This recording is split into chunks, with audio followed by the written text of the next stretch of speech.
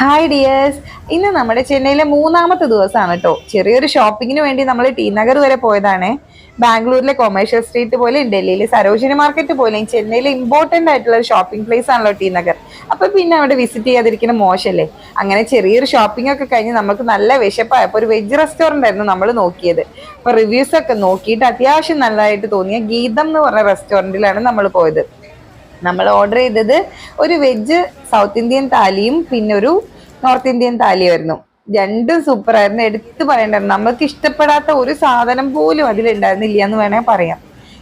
South Indian താലിയുടെ കൂടെ ചോറും ഉണ്ടായിരുന്നു, ഒരു ചപ്പാത്തിയും ഉണ്ടായിരുന്നു, പിന്നെ നമുക്ക് ഇഷ്ടപ്പെടുന്ന രീതിയിലുള്ള സാമ്പാറും മസാലക്കറിയും ഒരു പൊരിയലും എല്ലാം ഉണ്ടായിരുന്നു. എനിക്ക് എല്ലാം ഇഷ്ടപ്പെട്ടു. പിന്നെ ഫുഡ് വരുന്നതിന് മുമ്പ് നമുക്കൊരു tomato soup with bread crumbs ആയിരുന്നു തന്നിട്ടുണ്ടായിരുന്നത്. അത് നല്ല ടേസ്റ്റ് ഉണ്ടായിരുന്നു, നല്ല ചൂടോട് കൂടി കുടിക്കാൻ നല്ലതായിരുന്നു.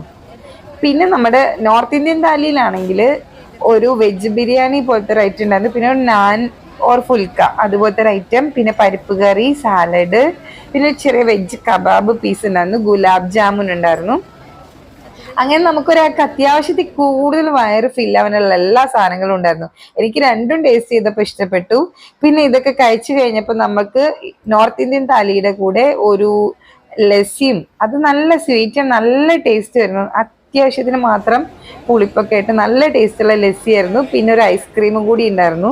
ചുമ ആയതുകൊണ്ട് ഐസ്ക്രീം കഴിച്ച കുറച്ചൊക്കെ ബുദ്ധിമുട്ടി, എന്തായാലും കഴിച്ചു തീർത്തു. അങ്ങനെ നമ്മളിപ്പോൾ ചെന്നൈയിലൊക്കെ പോവുകയാണെങ്കിൽ നിങ്ങൾക്ക് തീർച്ചയായിട്ടും നല്ല ഒരു ഫുഡ് വേണമെന്നുണ്ടെങ്കിൽ ഈ ഗീത റെസ്റ്റോറൻറ്റ് സെലക്ട് ചെയ്യുന്നതാണ്. ലാസ്റ്റ് എല്ലാം കഴിഞ്ഞപ്പോൾ മീത്താപ്പാക്കും കൂടി തന്നിട്ടുണ്ടായിരുന്നു, അതും കൂടി